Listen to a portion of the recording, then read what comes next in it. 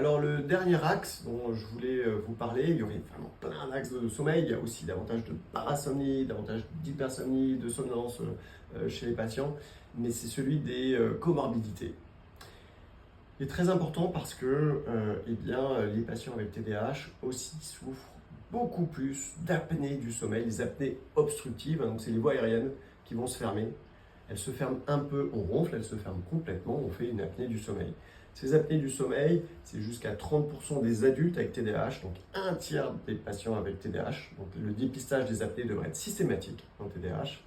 Et chez les enfants, c'est jusqu'à 40%. Et c'est particulièrement grave chez l'enfant parce que le fait de faire des apnées la nuit, eh bien, va évidemment entraîner des altérations des paramètres ventilatoires, mais va du coup impacter le neurodéveloppement, le développement du cerveau de l'enfant de manière tout à fait directe et tout à fait majeure.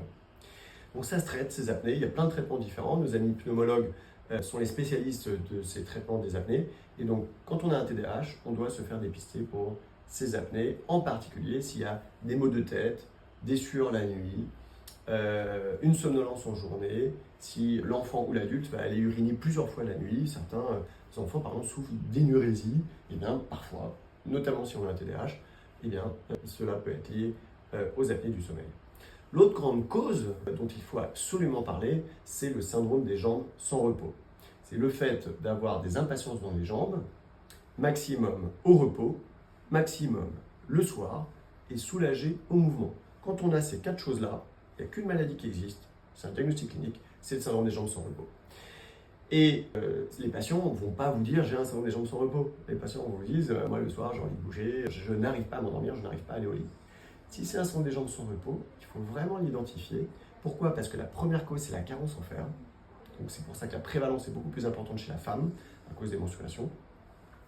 Et les autres causes, c'est des causes des fois iatrogènes, tous les traitements qui vont agir sur la voie sérotoninergique notamment, les antidépresseurs, les antipsychotiques ou d'autres traitements qui peuvent augmenter le syndrome des jambes sans repos.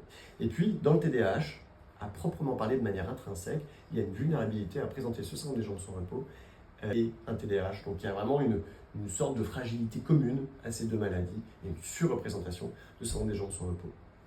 Ce syndrome des jambes sans repos, il peut être associé à ce qu'on appelle le mouvement périodique des jambes. Ça, c'est une maladie de la nuit et c'est un enregistrement vidéo de la nuit qui va permettre de faire le diagnostic de mouvement, là aussi, qui persiste après l'endormissement et au cours de la nuit. Le dernier syndrome très prévalent, j'en ai parlé dans une première vidéo en détail à laquelle je vous renvoie, c'est le syndrome de retard de phase. Ce n'est pas de l'insomnie, c'est vraiment l'horloge qui est décalée avec un coucher très tardif et un lever tardif. Un tiers de la population avec TDAH souffre de cette pathologie d'horloge qu'il va falloir traiter avec des chronothérapeutiques. La dernière grande pathologie, c'est l'insomnie. C'est le fait d'avoir un hyper-éveil. Comme je vous l'ai expliqué dans la toute première vidéo, les patients avec TDAH ont un déficit d'inhibition cognitive, ou peuvent avoir une hyperactivation cognitive dans les moments silencieux et en particulier lorsqu'ils sont fatigués. Et donc, un peu comme un petit vélo, un peu comme une bicyclette, paf, dès qu'on a un peu dormi, eh bien, il y a ce cerveau, cette machine qui va se remettre en route, qui va mouliner et qui va maintenir éveillé de manière contrariée. On parle d'éveil contrarié. Eh bien, les patients avec un TDAH, c'est tout à fait classique. Et les patients nous disent avoir l'impression d'avoir très peu dormi ou très mal dormi, d'avoir réfléchi ou bougé toute la nuit. Et là, le traitement de la thérapie cognitivo-comportementale de l'insomnie, les traitements contre l'insomnie peuvent être très efficaces pour aider également ces patients. Voilà, je vous remercie pour votre attention et surtout, si ces quelques points d'appel clinique dont je vous ai parlé évoquent des difficultés chez vous, parlez-en à votre médecin généraliste, parlez-en à votre psychiatre, voire un médecin du sommeil. Merci pour votre attention.